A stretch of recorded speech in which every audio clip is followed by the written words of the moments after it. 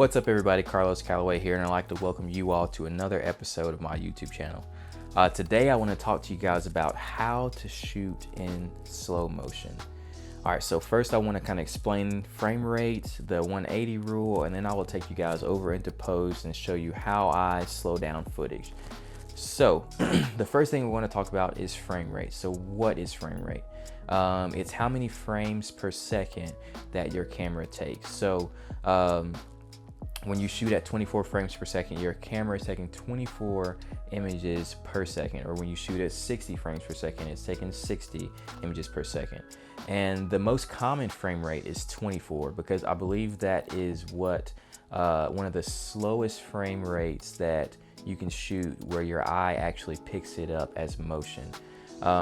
So I guess it's what's most natural to us, to the human eye. So, but there are other frame rates besides 24. So there's like 24, 30, 60, 120. Those are some of the more common ones, but they even go up even to like 240 or even higher sometimes. With that frame rate in video, the 180 rule is you always want to shoot at double your frame rate. You want your shutter speed to be double your frame rate. So when you're shooting manual at 24 frames per second, with 24 frames per second, you want your frame rate to be 1/148. Now, that might not always be what your camera has. For instance, my camera right now, I'm shooting at 24 frames per second, but my shutter speed is at 1/150th, which is the closest shutter speed that I have that is double my frame rate, and that's completely fine. It's the same thing when I shoot at 60 frames per second, when it should be 1/120th. It's actually at 1/125th, and that's completely fine. As long as you're at least double your frame rate, that's what you want, because you don't want to have unnatural blur, motion blur. And that's what happens when you shoot at different frame rates other than double your different shutter speeds other than double your frame rate. So when you have doubled your frame rate with 1 over your shutter speed, you want to also use your aperture and your ISO to help compensate for your exposure.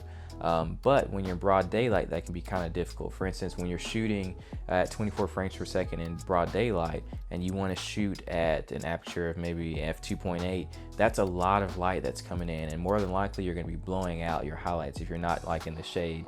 So one thing that you can use to kind of help with that is a variable ND filter.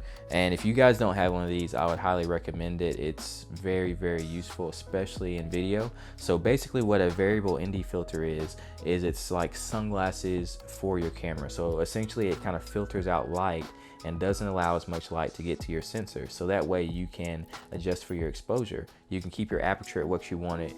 You can keep your shutter speed at what it needs to be, which is 1/double your frame rate. And then you can use this to adjust, so you don't have to have blown out highlights. So essentially what this does, a variable ND filter, is this is the minimum, and as you turn this ring, you are increasing how many stops that it's helping you. So you can see that this is getting darker and darker and darker and darker. And so what that does is it helps prevent a lot of light from reaching your sensor, so you can shoot at double your frame rate and your desired aperture. So now that we've kind of discussed frame rates and how to shoot at double your frame rate, which is the 180 rule, and variable ND filters, I want to talk about how you slow down footage. So essentially you're going to shoot at a higher frame rate than 24, and you want to slow that footage down. And there are a couple of different ways to do that, and I'm about to take you guys into Premiere Pro and show you the way that I do that. So once you slow that footage down, once you play 120 frames back at 24 frames per second, that's kind of how you get your slow motion effect. So let's hop over into Premiere and I will show you guys how to do that in post. Let's go. Alright guys, so I've got Premiere Pro opened up, and I just started a new file called Hunter Slow Motion Clips. It's just slow motion clips of my dog playing with his tennis ball in our front yard.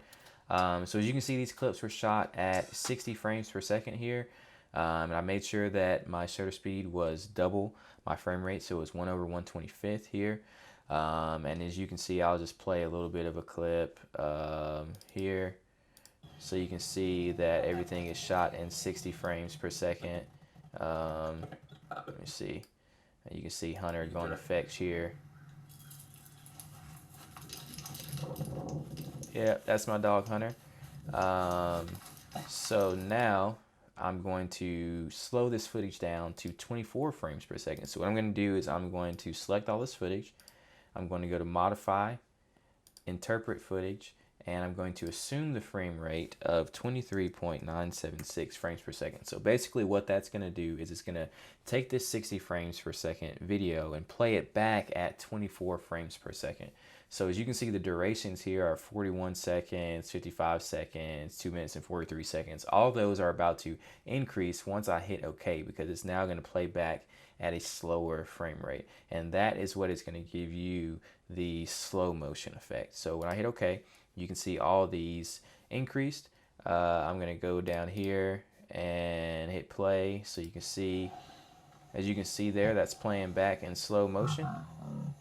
And so when if I want to select a part of that and put it on my timeline, so if I just select a little clip of little buddy here and I drag it to my timeline, I'm going to have a 24 frame sequence that's created here. And when I play it, as you can see, it is in slow motion here. One thing to keep in mind is when you have audio that goes along with your video, when you slow your video down, your audio is also going to slow down. So it's going to sound distorted and kind of sound like this when you slow it down. So just keep that in mind. Typically, whenever I do slow motion, I have a background track behind it or something just so that I can get rid of the audio that goes along with the video. So now that you guys have seen how to slow footage down in Premiere Pro, we will go back and close this video out.